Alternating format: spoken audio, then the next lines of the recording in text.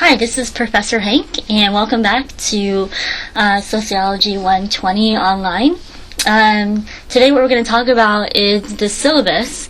So first what I want to do is just sort of introduce myself and then go over the syllabus. So I would open up, maybe pause the lecture here and open up the syllabus so we can go over it together. Okay, so the first thing is just introducing myself. I'm Professor Nori Hank, and I've been a professor here at APU for 4 years now, and really just love the opportunity to teach this class online. I'm originally from California, but have spent some time in Boston and Chicago working on graduate programs. But really excited to be back in LA for the last 4 years, or actually 6 now. And my areas of specialty in sociology are social movements, sociology of religion, methodology, and social theory. So those are my strengths, and I particularly enjoy teaching introduction to sociology. I think it's just a really interesting class, and students are always really gravitate to the material on the sort of introductory level. So that's a little bit about me. So let's go ahead and start and look at the syllabus, beginning with just page 1 here. This is just a background info page here on what the class is about, the learning outcomes, what you would expect to learn in an introductory course in sociology. So that's just basically the first page here.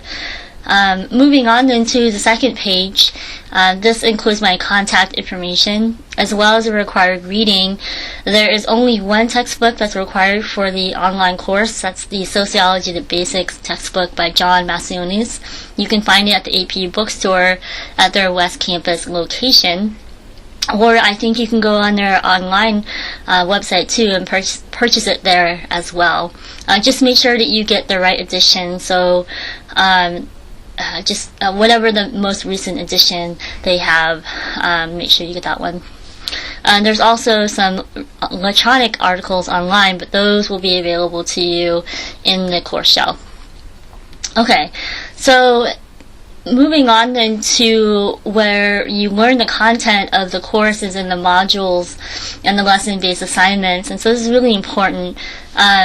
Just depending on how long the course is, you will be reading, listening anywhere from 1 to 3 lectures a week. And each of these lectures correspond with a lecture-based assignment.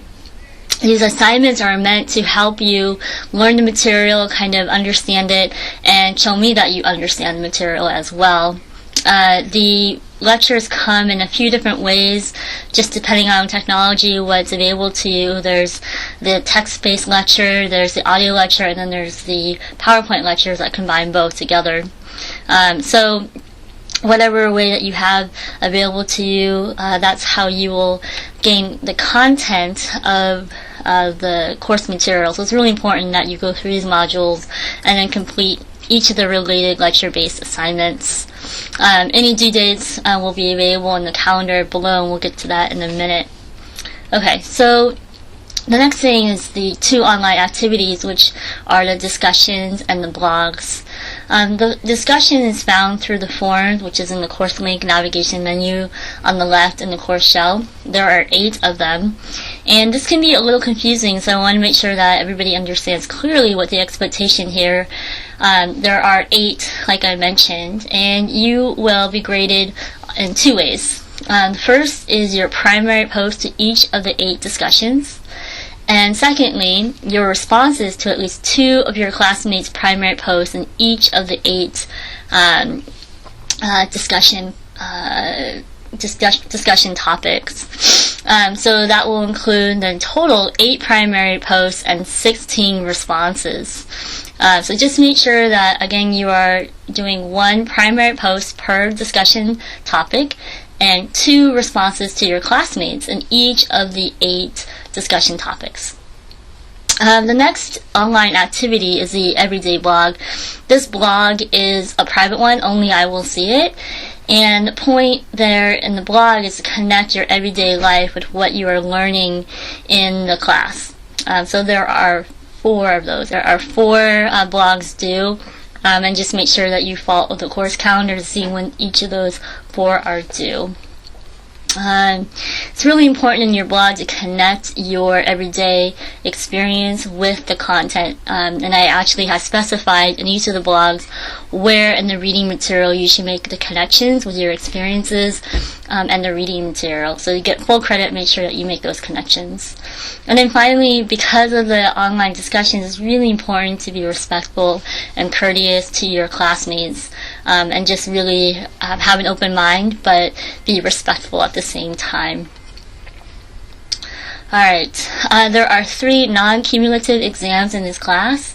The exams are based on lectures, in-class readings, and assigned readings from the textbook Sociology, the Basics. These exams are open book, and they are timed, so just make sure that when you're ready to take the exam that you have enough time to complete the exam, and it should be completed alone. This is not a group work exercise, so make sure that you do your own work. And pay attention to the due dates as far as when those exams are due. Okay, so there's a couple of class policies I want to go over. One is please use your APU email. Don't use personal email accounts. You can correspond through the course shell, through the private messaging, or through my APU email account. Make sure to read each of the modules, turning your assignments in on time. You can turn in assignments late, but there is a late deduction, a full grade for each day after the due date. 2 things that I just have 0 tolerance for is plagiarism and cheating, so make sure you use your own work and not other people's work. And then finally, class policy as far as makeup exams. There are no makeup exams for this class. It's just not a doable thing, so make sure that you get those exams done on time. If there's any reason why you cannot take the exam, please let me know immediately. But in most cases, I will not allow for a makeup exam, including if you, didn't get the exam in on time and things like that. So just make sure you use your time wisely. Okay. Lastly, I want to go over the grading policy here. You have in front of you on page 5 the breakdown of the grades and how the points are allocated, and then the point scale as far as what constitutes an A, B, C, etc. And then below, importantly, I think this is helpful for students to know what my expectations are. I have for you sort of an outline of the meaning of grades. You don't get full credit just for doing the assignment. You get the grade that reflects the quality of your work. So exceptional work receives full credit versus above average receives a B. Average work will receive a C, and below average a D. And then poor work or no work at all will receive an F. And then lastly is just a schedule of when things are due. I highly recommend that you look this over and make sure if you have any questions to please contact me. A lot of things can be answered just by looking at the syllabus.